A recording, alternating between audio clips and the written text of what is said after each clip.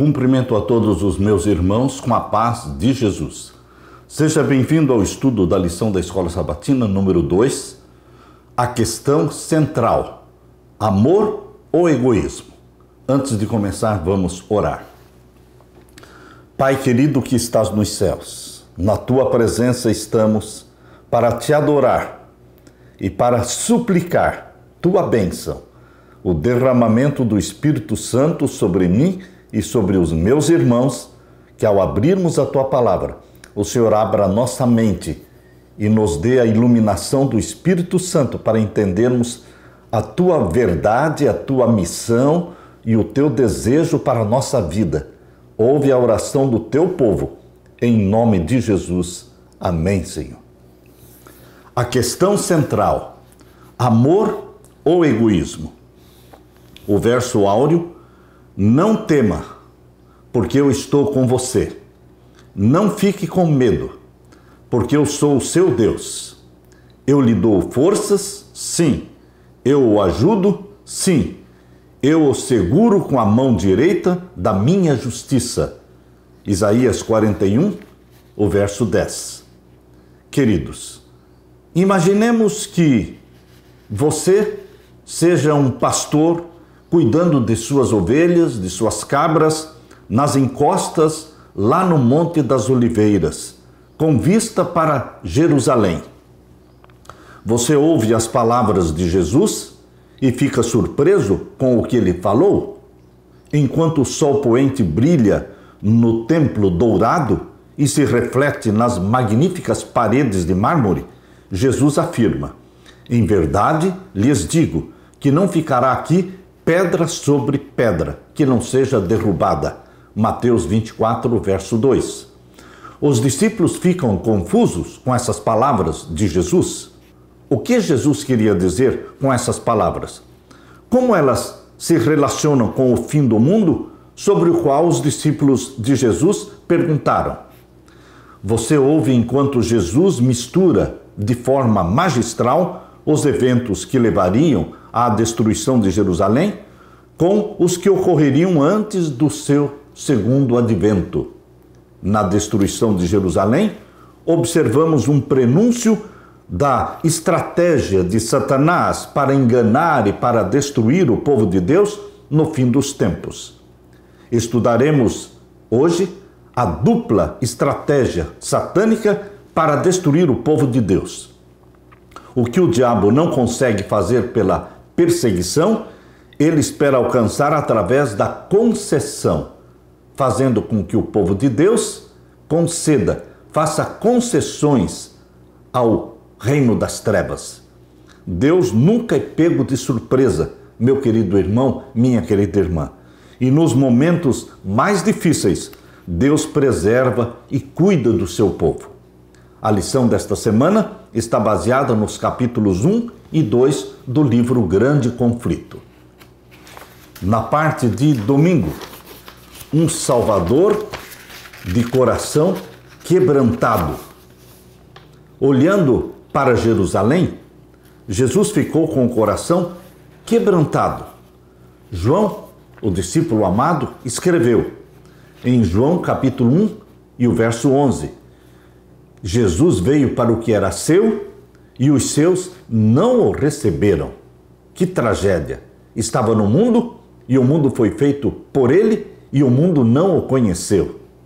Jesus fez tudo o que pôde para salvar seu povo da destruição iminente de sua amada cidade.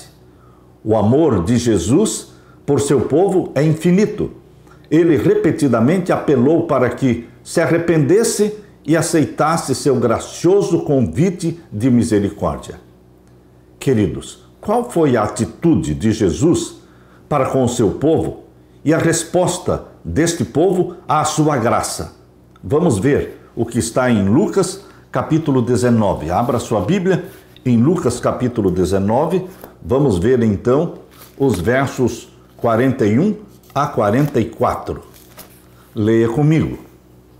E quando ia chegando, vendo a cidade de Jerusalém, chorou sobre ela, dizendo: ah, se tu conhecesses também ao menos neste teu dia, o que à tua paz pertence, mas agora isto está encoberto aos teus olhos.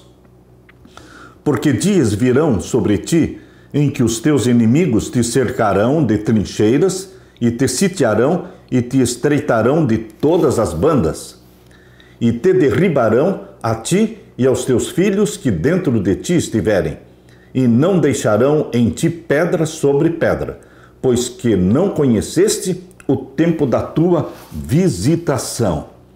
Vamos ler também Jesus Cristo fazendo uma profecia acerca da destruição de Jerusalém. Os discípulos ficaram assustados diante das palavras de Jesus. Vamos ler também em Mateus 23. Mateus capítulo 23, os versos 37 e 38. Jerusalém, Jerusalém, que matas os profetas e apedrejas os que te são enviados. Quantas vezes quis eu ajuntar os teus filhos, como a galinha ajunta os seus pintos debaixo das asas, e tu não quisestes. Eis que a vossa casa vai ficar-vos deserta. Queridos, palavras duras, palavras de advertência.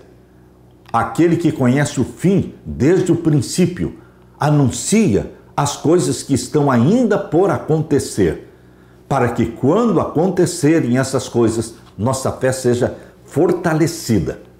Abra sua Bíblia também em João, o Evangelho de João, o capítulo 5, e vamos ver o verso 40. O Evangelho de João, capítulo 5 e o verso 40.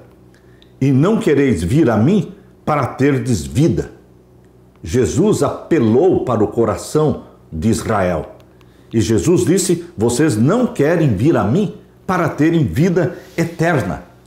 As advertências de Jesus são com o propósito de provocar o arrependimento, a reconsagração do seu povo. Mas isto não aconteceu. O templo era o orgulho da nação de Israel.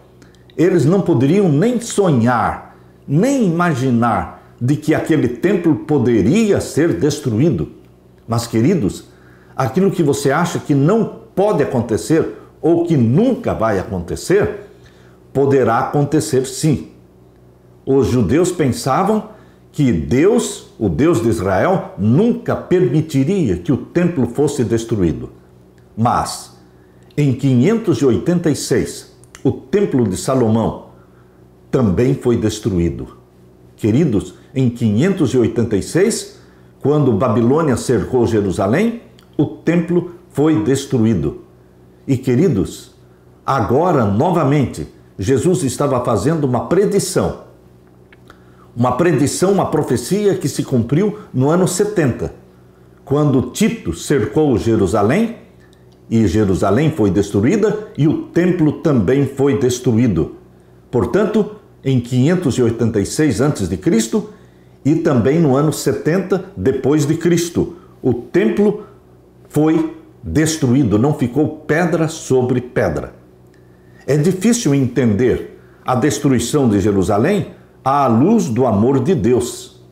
Milhares, ou diríamos, mais de 1 milhão de pessoas, morreram na destruição de Jerusalém no ano 70, quando o general Tito cercou Jerusalém e destruiu-a. Jerusalém foi totalmente devastada. Homens, mulheres e crianças foram mortos. Onde estava Deus enquanto o seu povo sofria? A resposta é clara. Seu coração, o coração de Deus, estava partido. Durante séculos, Deus estendeu a mão ao povo. Devido à rebelião, perderam a proteção do Senhor.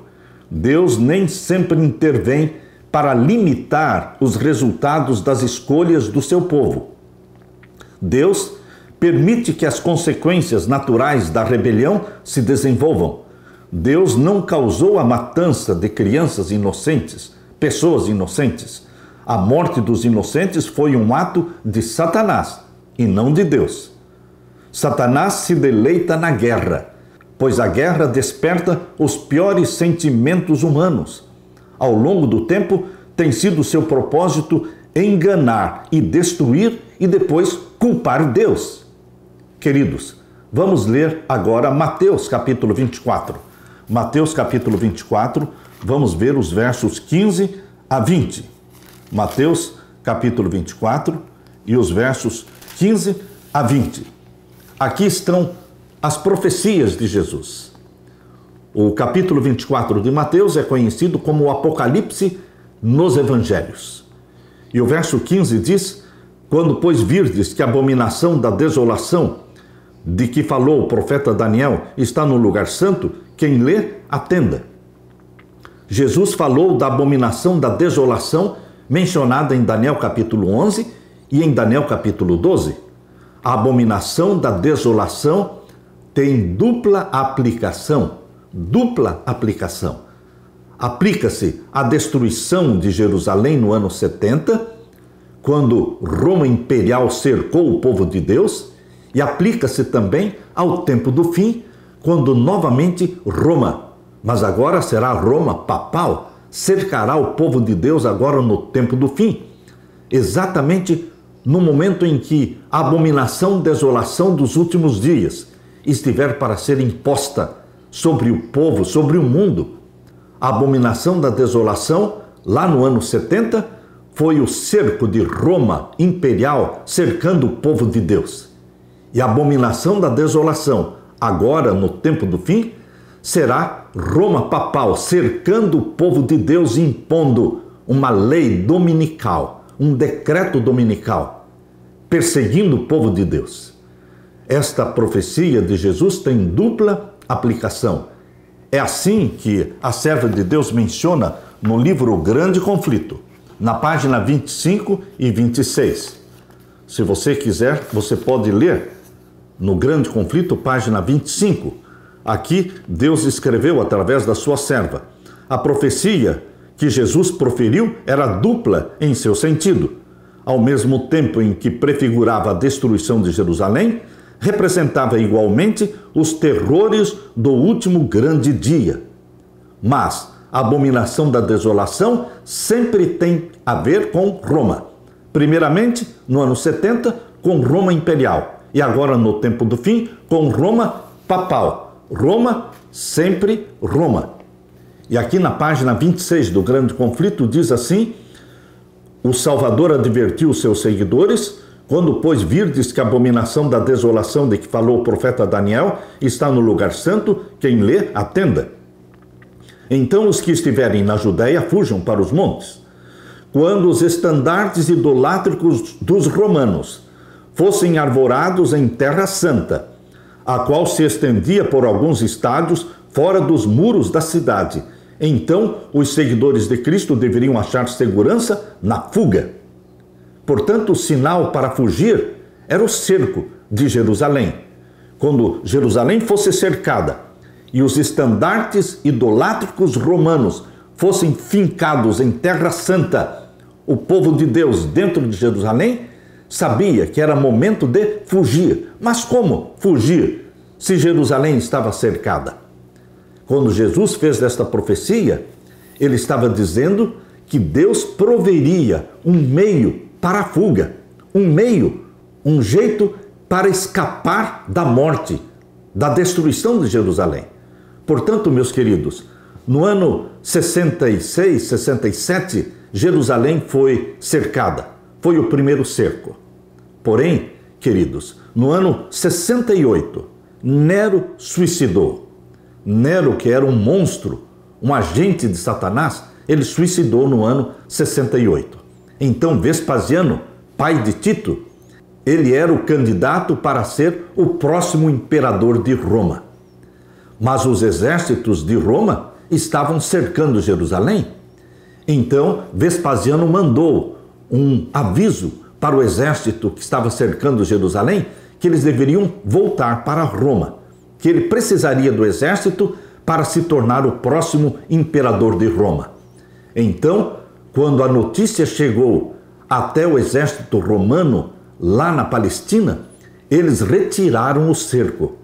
Foi por esta razão que o primeiro cerco de Jerusalém foi removido, retirado. E o exército romano começou a voltar para Roma. Mas, queridos, Logo que Vespasiano se tornou o imperador de Roma, ele mandou outro aviso para o exército: não precisam vir mais. Agora eu já sou o imperador de Roma. O exército pode voltar para Jerusalém e cercar a cidade novamente. E agora, não através de Céstio, mas agora através de Tito. Tito, o filho de Vespasiano, o filho do imperador. Agora ele comandou o exército romano, que retornou e fez o segundo cerco de Jerusalém, quando realmente a cidade foi destruída no ano 70. Não ficou pedra sobre pedra. E mais de 1 milhão de pessoas, judeus, que estavam dentro de Jerusalém, mais de 1 milhão foram mortos. Queridos, isto aconteceu no cerco de Jerusalém. Esta foi a abominação da desolação que se cumpriu com Roma imperial. Mas, lembre-se, esta profecia tem dupla aplicação. E nós lemos aqui no Grande Conflito, na página 36. A profecia do Salvador relativa aos juízos que deveriam cair sobre Jerusalém há de ter outro cumprimento. Que outro cumprimento vai ocorrer com esta profecia de Mateus 24:15? Agora, no tempo do fim, quando através da lei dominical, Roma papal vai cercar o povo de Deus. Queridos, o primeiro cerco do povo de Deus, o primeiro cerco de Roma papal, cercando o povo de Deus, pode ser considerado como sendo a pandemia. Mas este cerco foi retirado, foi removido. E 2023 foi um ano de alívio. 2024 promete ser um ano de escravidão. O segundo cerco virá. Mas o povo de Deus deve fugir antes. Fugir para onde? Fugir para o campo. A vida no campo é a recomendação de Deus. Por isso, aqui no Grande Conflito, página 36, diz que a profecia do Salvador relativa aos juízos que deveriam cair sobre Jerusalém há de ter outro cumprimento, do qual aquela terrível desolação não foi senão uma tênue sombra. Na sorte da cidade escolhida, podemos contemplar a condenação de um mundo que rejeitou a misericórdia de Deus e calcou a pés a sua lei. E na página 37 diz: assim como Jesus preveniu seus discípulos quanto à destruição de Jerusalém, dando-lhes um sinal da ruína que se aproximava para que pudessem escapar, também Jesus advertiu o mundo quanto ao dia da destruição final, ou seja, a abominação da desolação do tempo do fim. E lhes deu sinais da sua aproximação, para que todos os que queiram possam fugir da ira vindoura, declarou Jesus, e haverá sinais no sol, na lua, nas estrelas e na terra, angústia das nações. Estes sinais, que já ocorreram em 1755, 1780 e 1833, estes sinais terão um segundo cumprimento. Tem dupla aplicação. Queridos, agora, antes de Satanás, através do poder papal, aprovar a lei dominical, antes que isso aconteça, Deus vai sacudir o mundo com os sinais mencionados na abertura do 6º selo de Apocalipse 6, 12 a 15. Haverá um grande terremoto e haverá o escurecimento do sol e a lua em sangue, e as estrelas do céu cairão, ilhas e montes serão movidos dos seus lugares, e o céu vai se recolher como um pergaminho, e o mundo todo será sacudido e advertido, e o mundo todo saberá que chegou a hora do juízo dos vivos, chegou a hora do selamento do povo de Deus.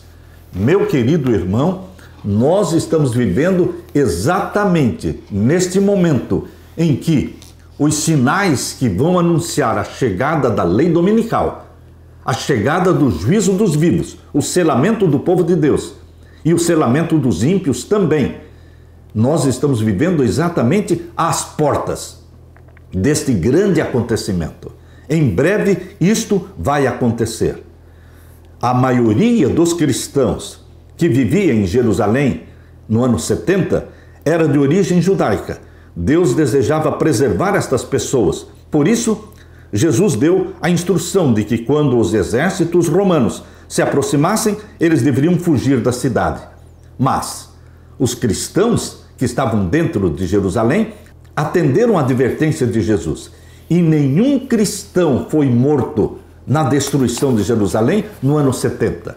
Mais de 1 milhão de judeus morreram dentro da cidade, mas nenhum cristão morreu, porque todos eles atenderam a advertência de Jesus. A história vai se repetir, meu querido irmão, minha querida irmã. Agora, o cerco papal contra o povo de Deus vai acontecer. Nós precisamos atender as palavras de advertência de Jesus e fugir antes, escapar para o campo.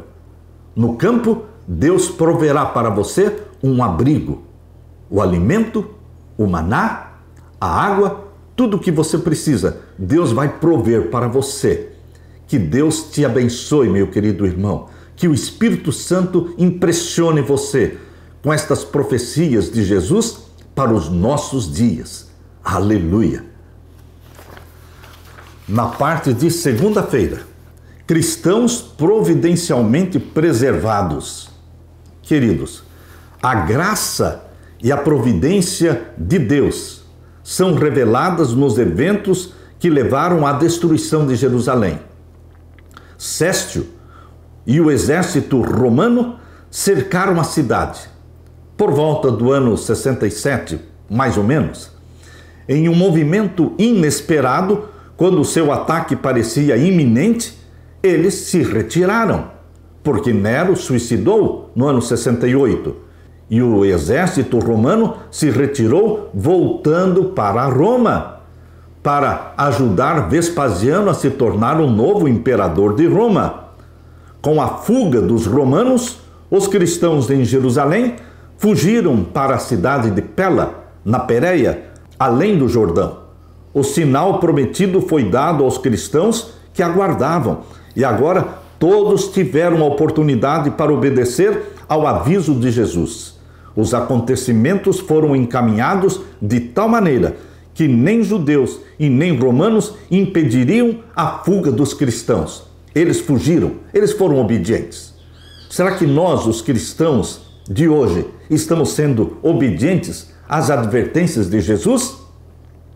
Queridos, vamos abrir a Bíblia agora em Isaías 41, 10. Leia comigo, Isaías 41, 10. Não temas, porque eu sou contigo. Não te assombres, porque eu sou o teu Deus. Eu te esforço e te ajudo e te sustento com a destra da minha justiça. A palavra de Jesus é de encorajamento. Não tenha medo. Jesus conhece o fim desde o princípio e ele anunciou aquilo que vai acontecer agora no tempo do fim. Deus é soberano sobre os eventos na terra para o cumprimento dos seus propósitos. Os fiéis enfrentarão dificuldades e até a morte pela causa de Cristo. Porém, nos momentos mais difíceis, Deus sustentará e preservará a sua igreja. Deus permite que alguns sofram e alguns até mesmo morram como mártires pela causa de Cristo. Por quê? Vamos abrir a palavra de Deus em Hebreus capítulo 11. Abra sua Bíblia em Hebreus capítulo 11 e vamos ver então os versos 35 a 38. Leia comigo.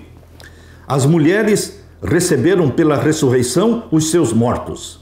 Uns foram torturados, não aceitando o seu livramento para alcançarem uma melhor ressurreição, e outros experimentaram escárnios e açoites e até cadeias e prisões.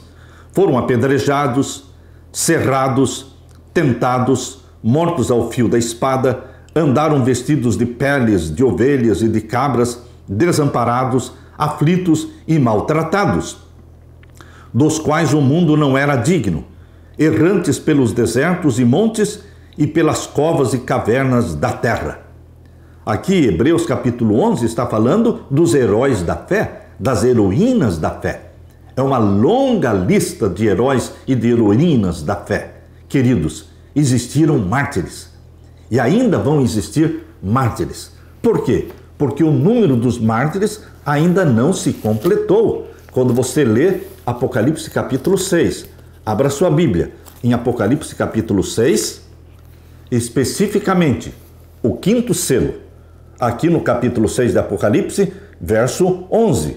Diz aqui: e foram dadas a cada um compridas vestes brancas, e foi-lhes dito que repousassem ainda um pouco de tempo, até que se completasse o número dos seus conservos e seus irmãos, que haviam de ser mortos como eles foram. O número dos mártires vai se completar quando a lei dominical for aprovada e o povo de Deus não puder nem comprar nem vender. Neste tempo, muitos vão morrer como mártires. E o sangue deles servirá de semente para a conversão da grande multidão. A grande multidão de filhos e filhas de Deus que ainda está em Babilônia, esta grande multidão vai sair de Babilônia. Mas o sangue dos mártires servirá de testemunho, de semente plantada que germinará e produzirá uma grande colheita para o reino de Deus. Meu querido irmão, nós sabemos que haverá perseguição quando o segundo cerco do povo de Deus por Roma papal vier através da lei dominical. Haverá mortes, perseguições, e o povo de Deus será amparado, porém alguns morrerão como mártires. A palavra de Deus diz em Apocalipse capítulo 2, verso 10. Abra sua Bíblia em Apocalipse capítulo 2 e o verso 10. Leia comigo. Aqui está a profecia que se cumpriu no tempo da igreja de Esmirna. Lá no tempo da igreja de Esmirna, que durou do ano 100 até o ano 313, este período foi um período de grandes perseguições. E esse período de Esmirna terminou com uma perseguição de 10 anos, do ano 303 até o ano 313. Se cumpriu aquilo que está em Apocalipse 2, verso 10. Nada temas das coisas que hás de padecer. Eis que o diabo lançará alguns de vós na prisão, para que sejais tentados, e tereis uma tribulação de 10 dias, 10 anos, 303 a 313. Sê fiel até a morte, e dar-te-ei a coroa da vida. Queridos, existiram mártires e ainda existirão mártires. Mas, quer vivendo ou quer morrendo, nós somos de Jesus. Aleluia! Os esforços de Satanás para destruir a igreja de Cristo pela violência foram esforços vãos, porque não conseguiu. Quanto mais cristãos morriam, mais pessoas se convertiam para o cristianismo. O grande conflito em que os discípulos de Jesus rendiam a vida não cessava quando esses fiéis líderes tombavam em seus postos. Com a derrota, eles venciam. Por exemplo, quando Jesus morreu na cruz, Satanás pensou que era a derrota, mas não. Foi a grande vitória de Jesus Cristo esmagando a cabeça da serpente. Assim também os mártires, quando morrem, eles estão, na realidade, vencendo. Aleluia! Os obreiros de Deus eram mortos, mas a obra de Deus ia avante com firmeza. Meu querido irmão, a história vai se repetir e o Espírito Santo será derramado sobre você e sobre mim. E nós testemunharemos com palavras, com a nossa vida, com o nosso testemunho, e se necessário for, testemunharemos até mesmo com a nossa morte, morrendo como mártires. Seja vivendo, seja morrendo, nós somos de Jesus. Aleluia!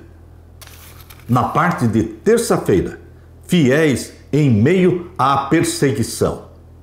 Apesar da perseguição, mas principalmente através da perseguição, a igreja cristã cresceu rapidamente.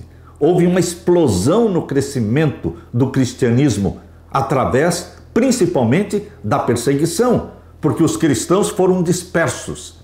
E eles, quando dispersos, saíram por todas as cidades e países pregando o evangelho. Fiéis proclamaram a palavra com poder e vidas foram transformadas e milhares se converteram à religião de Jesus. Abra sua Bíblia agora em Atos capítulo 2. Atos capítulo 2 e vamos ver o verso 41. Leia comigo, Atos 2:41, de sorte que foram batizados os que de bom grado receberam a sua palavra. E naquele dia agregaram-se quase 3.000 almas, como resultado do sermão de Pedro, como resultado do derramamento da chuva temporã do Espírito Santo no dia do Pentecostes. O sermão de Pedro produziu um resultado espetacular, porque foram salvas e batizadas cerca de 3.000 almas. Meu querido irmão, isso é o que aconteceu no derramamento da chuva temporã do Espírito Santo. Imagine só o que vai acontecer no derramamento da chuva serôdia do Espírito Santo, agora no tempo do fim. Quando a chuva serôdia for derramada sobre você, sobre mim, nós, o povo de Deus, quantos milhões vão se converter? Abra sua Bíblia também, Atos capítulo 4 e o verso 4. Muitos, porém, dos que ouviram a palavra, creram e chegou o número desses homens a quase 5.000. Primeiramente 3.000 e agora 5.000. Estava acontecendo uma explosão de crescimento da igreja de nosso Senhor Jesus Cristo. E também em Atos 4:31 diz: e tendo orado, moveu-se o lugar em que estavam reunidos, e todos foram cheios do Espírito Santo e anunciavam com ousadia a palavra de Deus. Queridos, quando o Espírito Santo é derramado sobre você, como foi sobre os discípulos, existe uma explosão de evangelismo, existe uma explosão do crescimento da igreja. Atos capítulo 5 e o verso 42. Aqui diz: e todos os dias, no templo e nas casas, não cessavam de ensinar e de anunciar a Jesus Cristo. E também em Atos capítulo 8, vamos ler Atos capítulo 8, os versos 1 até o verso 8. E também Saulo consentiu na morte dele, falando de Estevão, e fez-se naquele dia uma grande perseguição contra a igreja que estava em Jerusalém, e todos foram dispersos pelas terras da Judéia e da Samaria, exceto os apóstolos. E uns varões piedosos foram enterrar Estevão, e fizeram sobre ele grande pranto. E Saulo assolava a igreja, entrando pelas casas, e arrastando homens e mulheres, os encerrava na prisão. Mas os que andavam dispersos iam por toda parte, anunciando a palavra. Especificamente através da perseguição, os cristãos foram dispersos e saíram dispersos por todas as partes, anunciando a palavra. Deus transformou a perseguição, a dispersão, Deus transformou em bênçãos. Os discípulos enfrentaram ameaças, prisão, perseguição, morte. Contudo, corajosamente proclamaram a Cristo, o Cristo ressuscitado, e as igrejas se multiplicaram na Judéia, Galiléia e Samaria. O inferno foi abalado no derramamento da chuva temporã do Espírito Santo. As amarras satânicas foram desfeitas. A superstição desmoronou-se diante do poder do Cristo ressuscitado. O Evangelho triunfou diante de probabilidades desanimadoras. Os discípulos já não se acovardavam no cenáculo. O medo foi embora como uma sombra que se desvaneceu. Um vislumbre do Senhor ressuscitado mudou a vida dos discípulos.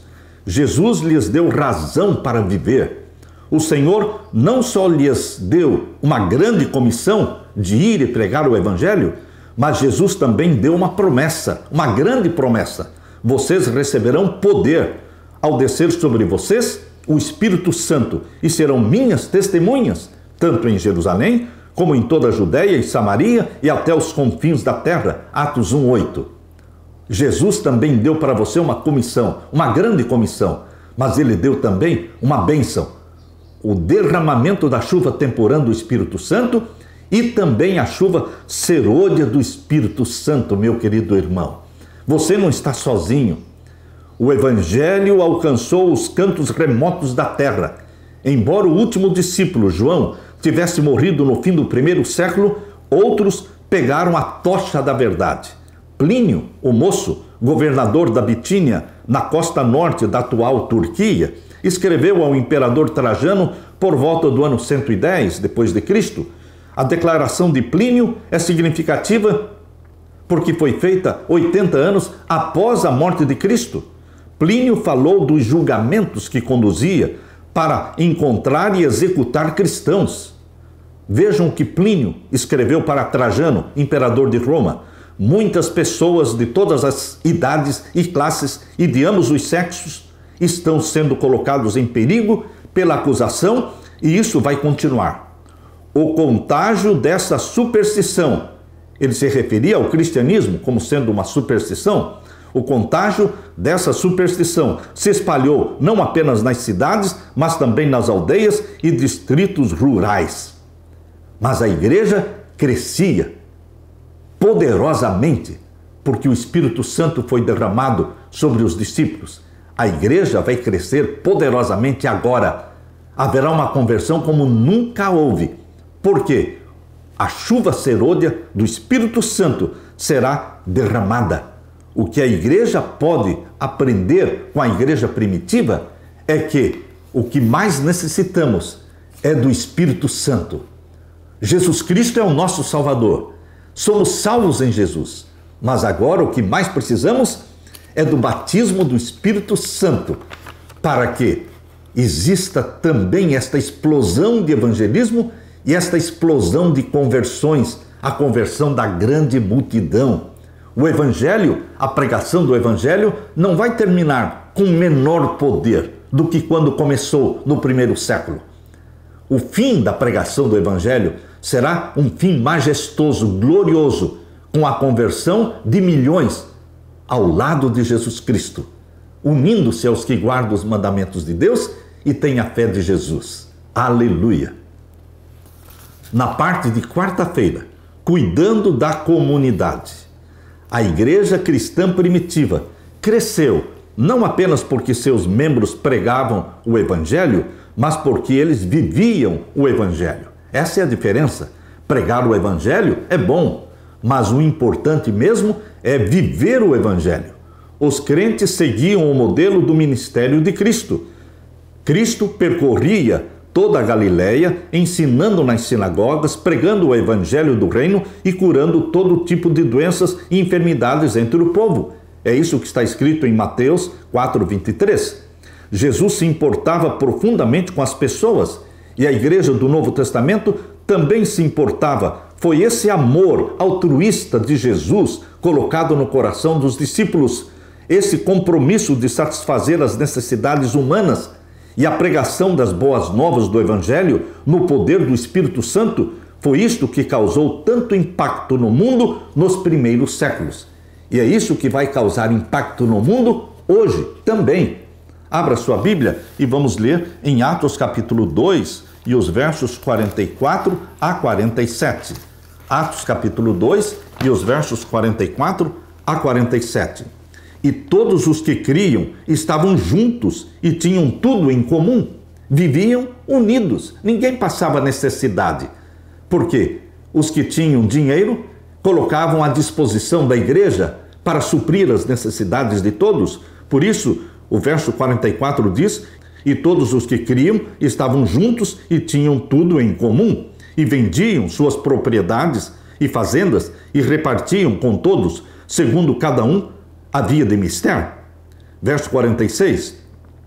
E perseverando unânimes todos os dias no templo, e partindo o pão em casa, comiam juntos com alegria e singeleza de coração, louvando a Deus e caindo na graça de todo o povo. E todos os dias acrescentava o Senhor à igreja aqueles que haviam de se salvar. Queridos, este era o estilo de vida dos cristãos primitivos. Viviam em comunidade, repartindo uns com os outros o que tinham, e as conversões aconteciam.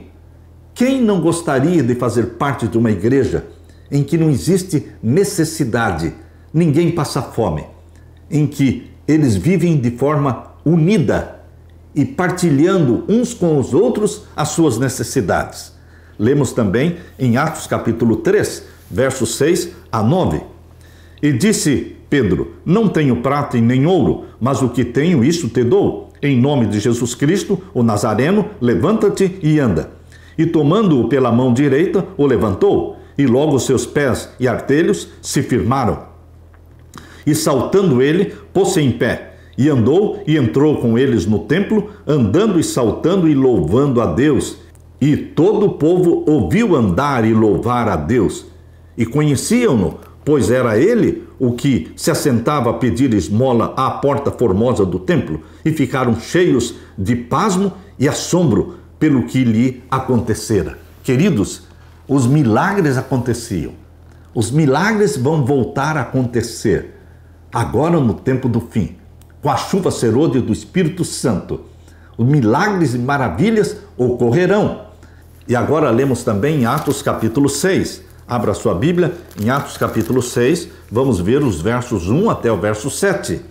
Ora, naqueles dias, crescendo o número dos discípulos, houve uma murmuração dos gregos contra os hebreus, porque as suas viúvas eram desprezadas no ministério cotidiano. E os 12, convocando a multidão dos discípulos, disseram: não é razoável que nós deixemos a palavra de Deus e sirvamos às mesas.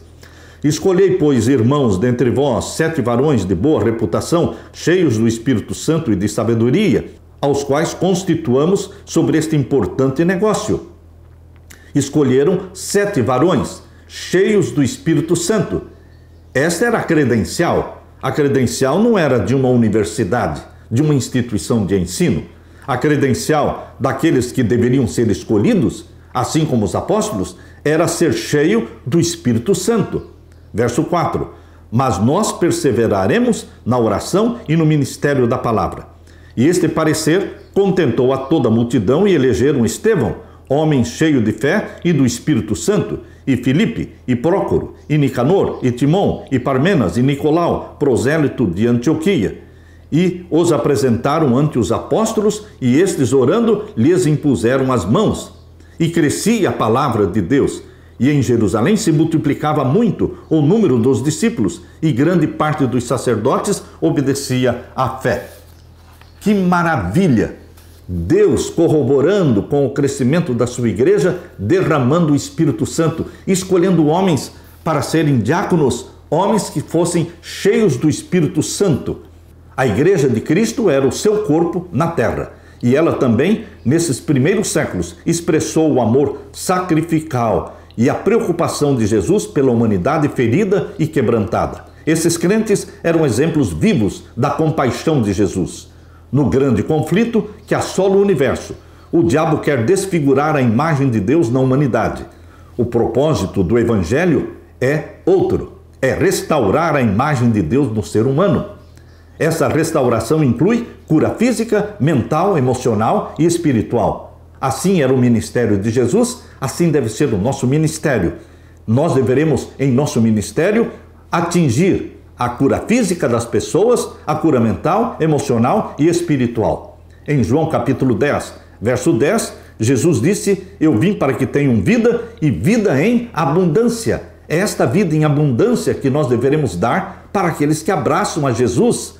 Jesus anseia que sejamos fisicamente saudáveis, mentalmente ativos, emocionalmente estáveis e espiritualmente íntegros. Isso é especialmente verdadeiro à luz do seu retorno prometido.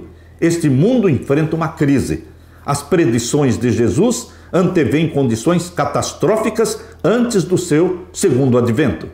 Quando Cristo nos toca com a sua graça curadora, ansiamos tocar os outros com o toque curador de Jesus. Jesus nos envia como embaixadores dele para tocar com o seu amor um mundo quebrantado. O cristianismo do Novo Testamento caracterizava-se pelo amor de uns pelos outros e por suas comunidades. O que devemos fazer para provar que as acusações de Satanás contra Deus são falsas? Satanás acusou Deus e acusou a santa lei de Deus.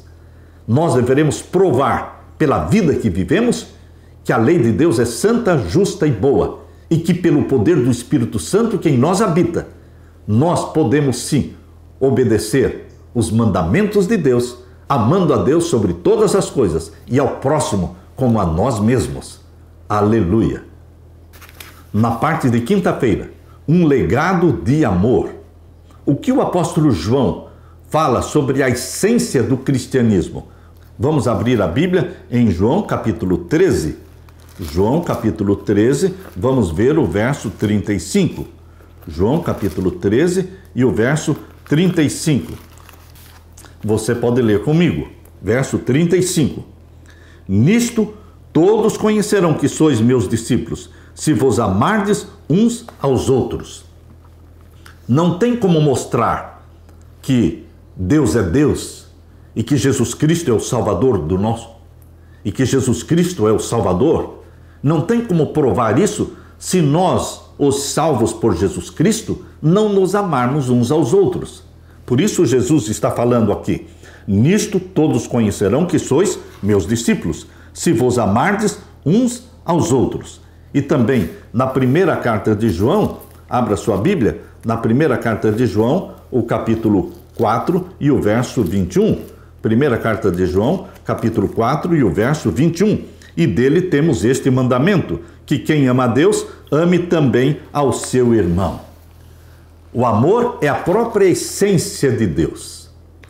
E o amor precisa ser também a essência da nossa religião, da nossa vida. O amor era a norma da comunidade cristã nos primeiros séculos. Tertuliano afirmou assim: são principalmente os feitos de um amor tão nobre que levam muitos a colocar uma marca sobre nós. Qual é esta marca que foi colocada sobre os cristãos nos primeiros séculos? Os pagãos diziam: vejam como eles se amam. Vejam como eles se amam. O amor era a marca registrada dos cristãos dos primeiros séculos. Uma das maiores revelações do amor de Deus aconteceu quando duas pandemias, a peste antonina, cerca de 160 depois de Cristo, e a peste de Cipriano, cerca de 260 depois de Cristo. Estas duas pestes devastaram o mundo. Os cristãos ministraram aos doentes. Essas pragas mataram dezenas de milhares e deixaram aldeias e cidades inteiras com poucos habitantes. O ministério altruísta dos cristãos causou então um enorme impacto. Milhões de pessoas no Império Romano se tornaram crentes durante essas pandemias. Por quê? O cuidado dos doentes e moribundos provocaram admiração por esses crentes e pelo Cristo que eles representavam. No livro The Rise of Christianity, de Rodney Stark, neste livro existe uma narrativa histórica moderna que retrata esses eventos sob uma luz nova e melhorada. Neste livro, o autor descreve como, durante a segunda pandemia, a pandemia de 260 depois de Cristo, os cristãos se tornaram praticamente um exército de enfermeiros que proviam as necessidades básicas para a sobrevivência da comunidade sofredora. No auge da segunda pandemia, por volta de 260 depois de Cristo, em uma carta de Páscoa, Dionísio escreveu um longo tributo aos heróicos esforços de enfermagem dos cristãos locais, muitos dos quais perderam a vida enquanto cuidavam dos doentes. Dionísio escreveu: a maioria de nossos irmãos cristãos mostrou amor e lealdade ilimitados. Sem se importar com o perigo, se encarregaram dos enfermos, atendendo a todas as suas necessidades e ministrando-lhes em Cristo. Com eles, partiram desta vida serenos e felizes, pois foram infectados por outros com a doença, atraindo sobre si a enfermidade de seu próximo e aceitando alegremente as suas dores. Muitos cristãos morreram juntamente com os doentes que eles estavam cuidando. Queridos, este era o amor, a marca registrada dos cristãos dos primeiros séculos. Por isso, os pagãos diziam: vejam como eles se amam. Nós precisamos aprender a morrer para o eu, para que manifestemos na nossa vida o espírito altruísta de Jesus. Aleluia!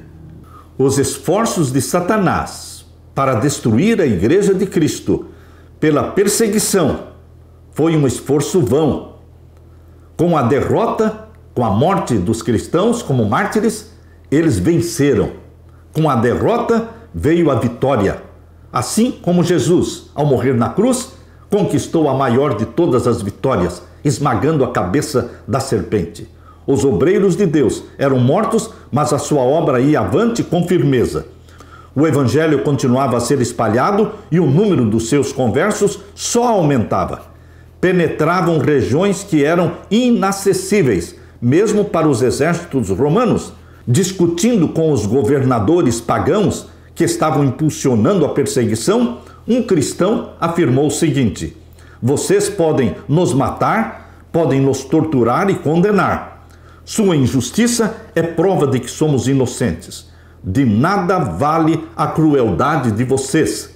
Isso era apenas um convite mais forte para que outros se unissem a Jesus Cristo. Quanto mais somos ceifados por vocês, tanto mais crescemos em número. O sangue dos cristãos é semente. Meu querido irmão, nos primeiros séculos, o sangue dos cristãos foi semente. A história vai se repetir. O sangue dos mártires, que vão morrer após a lei dominical ser implantada no mundo, será também como semente, produzindo uma grande colheita, a grande multidão, a grande seara dos salvos, que sairá de Babilônia e que vai se unir aos que guardam os mandamentos de Deus e têm a fé de Jesus Cristo. Meu querido irmão, que Jesus derrame sobre você o Espírito Santo. Se o derramamento da chuva temporã do Espírito Santo no primeiro século resultou numa explosão de evangelismo e conversões, imaginem só o resultado do derramamento da chuva serôdia do Espírito Santo sobre você, sobre mim, sobre os remanescentes fiéis.